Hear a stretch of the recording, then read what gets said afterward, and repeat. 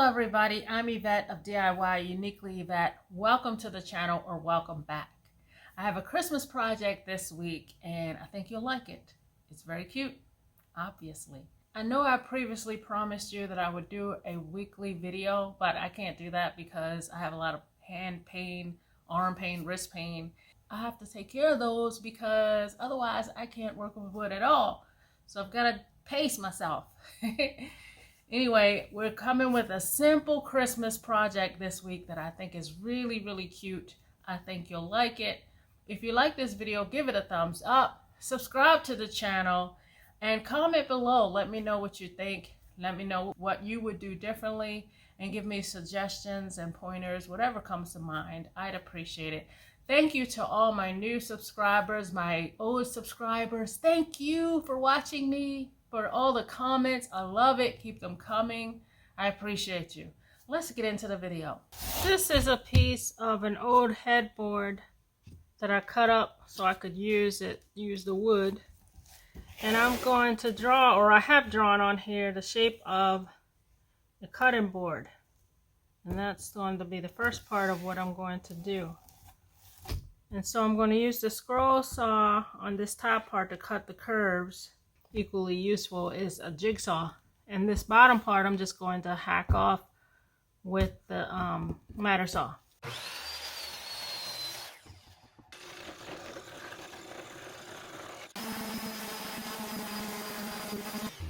Okay, let me show you this contraption here. I have our cutting board held down here with two clamps so it doesn't move.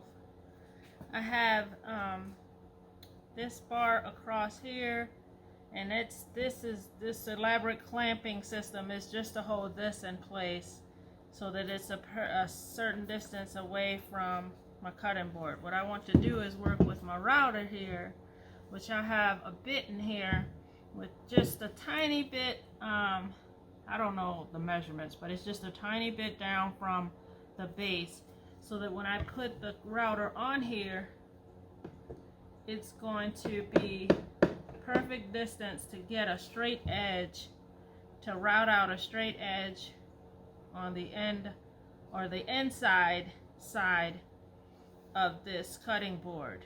What I want to do is just recess this entire part, an entire rectangle in the middle of this cutting board.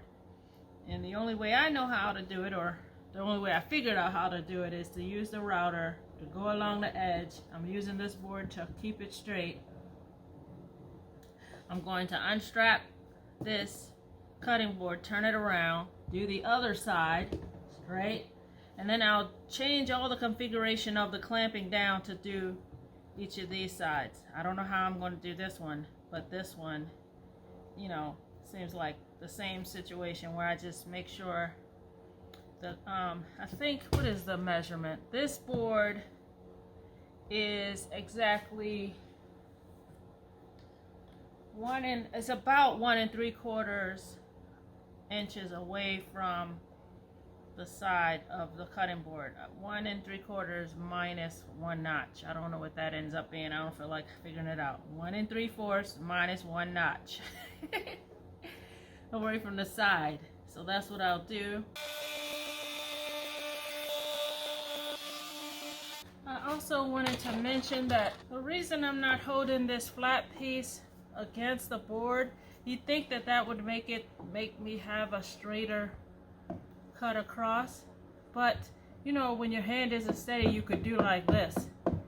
That would make your blade go it would make your blade go back and forth like this and be all crooked. But with this curved side against the board, whether I move like this or not, the blade is still the exact same distance from the board. On that side, it's different, I think. Okay, that's why I'm not using the flat side. I was able to not have to move this whole contraption by letting this top handle part hang over the side of the table. That way I just measured this distance back to the original measurement I gave you and just left it all like that. I was able to figure out how not to move this contraption at all through this whole process But just like I showed you earlier, I put the handle out over off the table. Now I turned it sideways and I added this board here and clamped it down. Clamped this board down with this one, clamped this here, and measured this way. I also want to say that I turned my router down on the lowest, or close to the lowest setting. It's on a setting 2. I think it goes up to 6.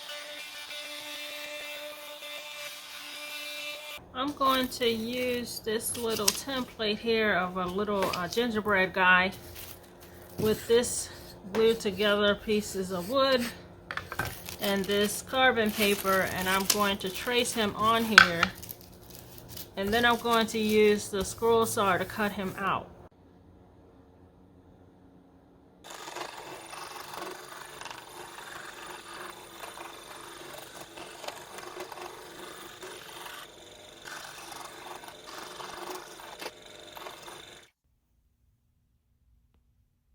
Now that I've cut him out, I think I'm going to cut off one of his legs. I think I'm going to cut this one, maybe like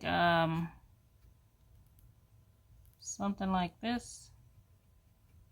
I didn't follow the line I drew exactly. I just kind of just curved back and forth as I went across his leg with the scroll saw. I feel like I could have made him bigger, but I wasn't sure. He's about 5 inches tall. I think I could have gone with 6, but I wanted to have room up here for some words. I'm now going to make a hole at this top of the cutting board. I have a 5/8 inch hole drilling bit. Unfortunately, it's a little too small, but the only other one I have is way too big. So this is the one I'm going with. And I put wood underneath here to help with tear out. Now we're ready to paint, and I'm just going to paint this cutting board white. I'm going to use this apple barrel chestnut color on the gingerbread guy. I'm going to use this candy apple red on his hat.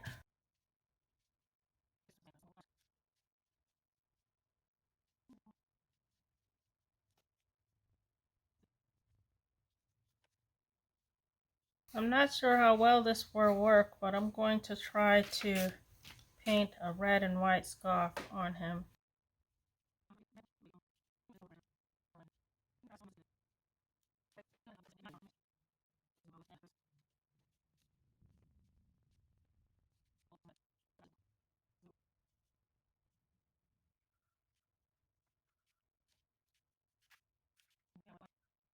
Now we're going to use the Sharpie paint pen to put kind of a little design around all the edges of this indentation.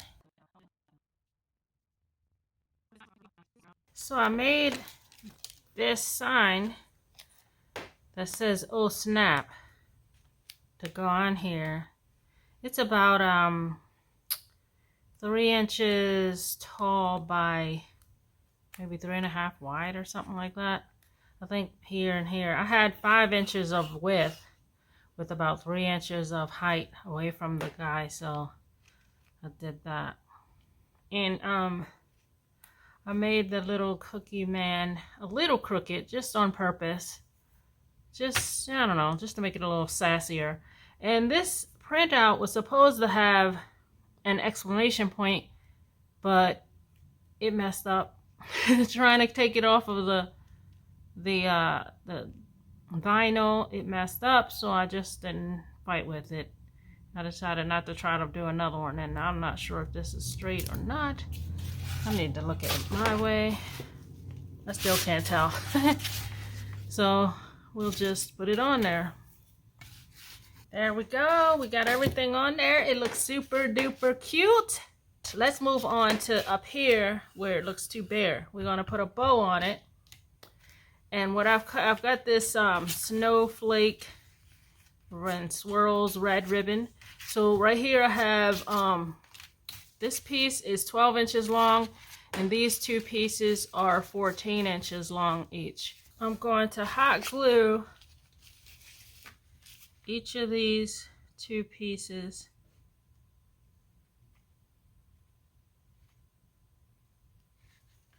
together on the end like this. Make a loop like that. Okay, that's one. Now I'm going to do this one.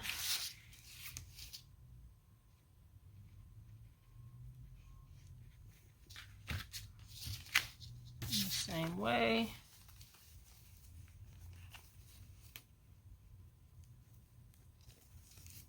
All right. Now I'm going to sit this one, little smaller one, on top of the bigger one like that. Okay. And then I'm going to scrunch it all up in the middle like this. And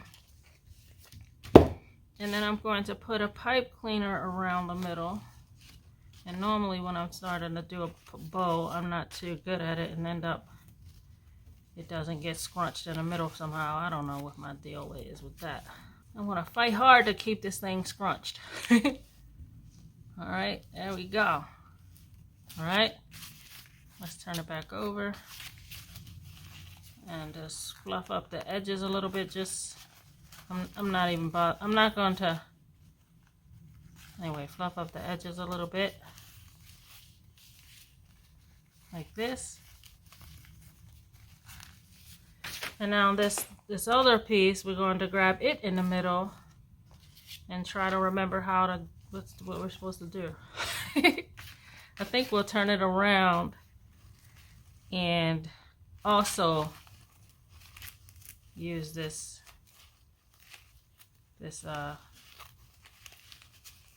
scrunchy thing, whatever this is. All right, now I think we can now force these little things down like tails. Try to unfurl it a little bit. Oh, let's do it from your perspective. Like this. See, you can force it to come down like that. And then we don't want this pinkish middle to show, so I'm just going to grab another piece of this. We only needed to cover this pipe cleaner like this. So like that. And I'll cut off the excess. Now I think I need to cut these in some way, but I'm not sure how to cut them, because if you cut them the wrong way, you know, I don't know if it's this way or that way. I have no idea.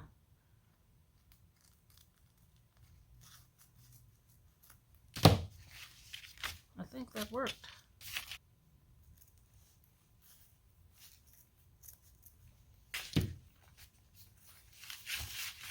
Oh, that was raggedy. Anyway, and then we'll fluff it up. We'll cut off the edges of the tie, and then that'll be our bow. And now we're going to place the bow on our project, and that'll be, let's put it right here, and there is our finished project. I'll put this little stand, it's a bit extra, it's just that's the only wood I could find and without digging deep, but I put a little hinge on the back of this piece so I could stand it up. Doesn't need to be that serious. If you like this video, please give me a thumbs up, subscribe to the channel, and comment below.